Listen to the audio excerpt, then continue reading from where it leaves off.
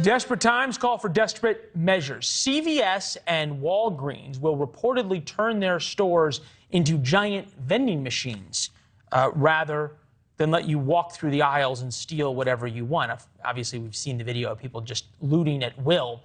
Retailers nationwide are rolling out plexiglass barriers to try and stop theft. They say looters might force them to put every product in the entire store behind plexiglass, lest they have no more products to sell. Rite Aid says they're considering that in New York.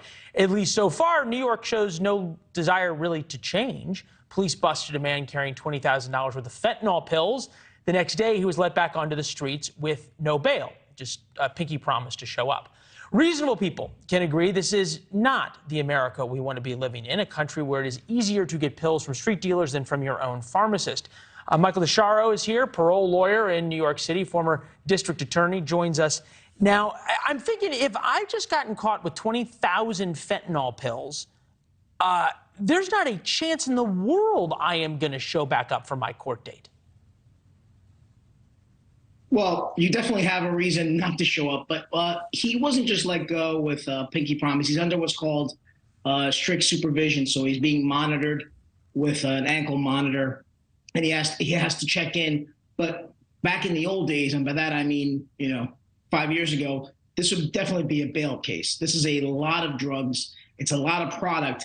And what you're missing out now is the ability to speak to this guy and see if he flips. If he wants to flip, it'd be a good time to do it. A lot of people flip when they're in jail because obviously things aren't good when you're in jail. When you're out, the pressure to cooperate is a lot less.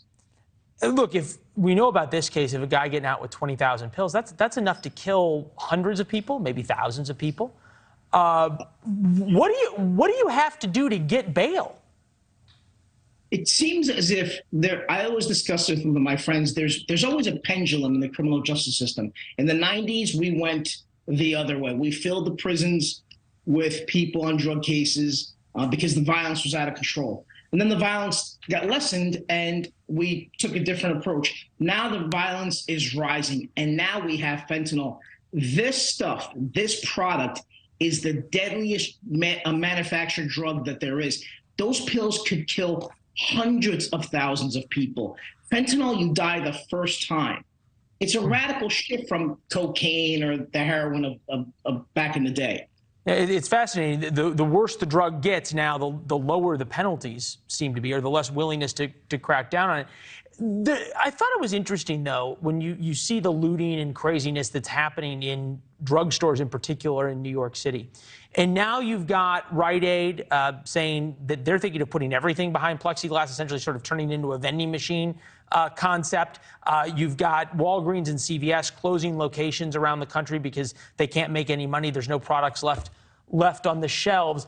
Is there beginning to be a realization in New York that it is the least fortunate among us? It is the poorest communities that get hit the hardest when these chains have to close their doors. Well, if you live in a neighborhood that doesn't have a lot of options and the one pharmacy closes, you have a real problem. It's funny, I took my son, there's a gigantic Duane Reade right by my house, and I took my son to get snacks, and he looks at me and says, "Dad, the ice cream's in jail." I said, well, the ice cream must have committed a crime. Everything is locked up. I predict there's going to be a pendulum to swing back and to rectify these issues because it obviously can't go on forever. And the people, like you said... Hey, how old's your son? He's 12. Leave it to the 12-year-old to figure out that the ice cream's locked up and the guy dealing fentanyl is back on the streets. So it's good to see you, Michael. Thank you. Thanks for watching. Go to newsnationnow.com to find NewsNation on your television provider. And don't forget to subscribe. Click the red button to get more of NewsNation's fact-driven, unbiased coverage.